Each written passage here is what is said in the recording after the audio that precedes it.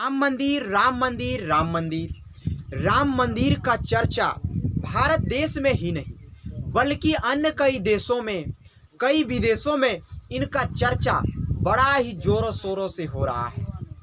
स्वाभाविक है, क्योंकि यह राम भगवान से संबंधित है, सनातन धर्म से संबंधित है। लेकिन यह सनातन धर्म वालों के लिए एक बहुत ही बड़ी उपलब्धियां हैं। लेकिन सनातन धर्म के साथ जो धोखाधड़ी हो रहे हैं, सनातन धर्म के साथ जो खिलवाड़ कर रहे हैं, सनातन धर्म के आड़े जो अपने राजनीतिक पार्टी को बचाने का काम कर रहा है, सनातन धर्म के आड़े आकर के जिन्होंने अपना कुर्सी बचाने का काम किया है, उसे हम सनातनियों को तो जवाब देना ही होगा। क्योंकि सनातन धर्म एक ऐसा पवित्र धर्म है जहाँ पे सत्यता का जिक्र होता है, जहाँ पे एकता का जिक्र होता है, जहाँ पे अखंडता का जिक्र होता है, न कि किसी राजनीतिक पार्टी का, न किसी राजनेताओं का। यहाँ समस्त सनातन का, यहाँ समस्त भारत का कल्याण का, यहाँ समस्त भारत के कल्याण हितों की बात होती है इस धर्म में। लेकिन भारत देश के अंदर एक ऐसे भी पार्टी है जिन्होंने अपना कुर्सी बचाने के लिए, अपना वोट बैंक को बढ़ाने के लिए आज सनातन धर्म के साथ धोखा किया है। आज राम मंदिर को आड़े ला करके उन्होंने वोट बैंक बनाने का काम किया है। किनका मैसेज आ रहा, राम मंदिर बनने से आप खुश नहीं है? मैं इतना खुश हूँ कि उस खुशी का बयान नहीं कर सकता हूँ। लेकिन यह तरीका उन लोगों का गलत था। राम मंदिर होना तो 100% नहीं, 1000% सही है, लेकिन उसे राजनीतिक गलियारों में उतारना यह गलत है। यह सनातन धर्म के खिलाफ है। अब आप कहिएगा कि यह कैसे खिलाफ है? राम मंदिर का जो मुकदमा हुआ, मुकदमा जो जीता गया था वह बीजेपी आने के बाद ही जीता गया। राम मंदिर का उद्घाटन बीजेपी वालों ने किया।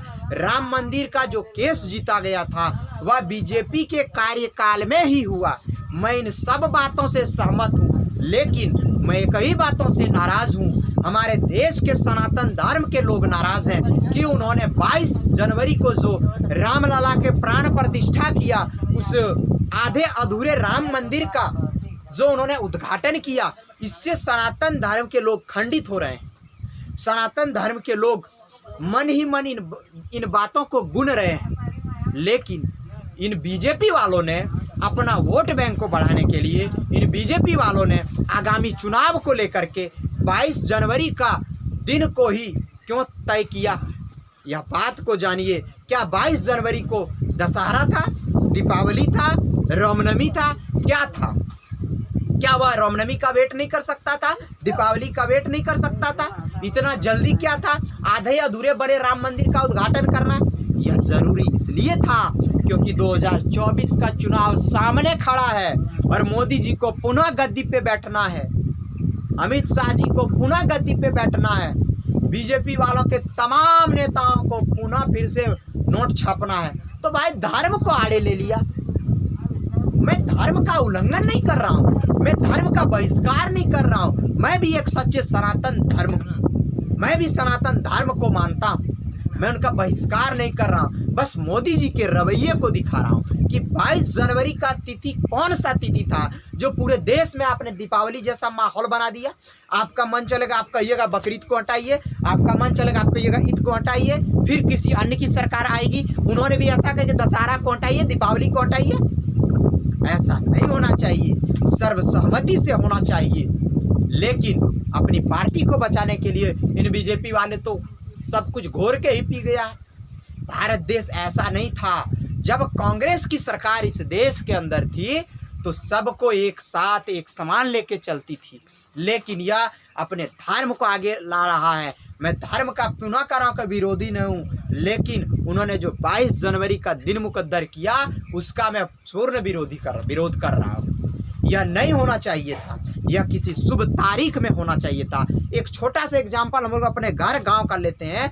यदि हम लोग अपने घर गांव में मंदिर बनाते हैं श्री रामचंद्र जी का, हनुमान जी का, तो जब तक मंदिर को पूरी तरह से तैयार नहीं कर लेते हैं, पुट्टी से पचौड़ा तक रंगीन फगीन जो कुछ करना रहता है, तब तक हम लोग उस मंदिर में मूर्ति का प्राण प्रतिष्ठा नहीं करते हैं।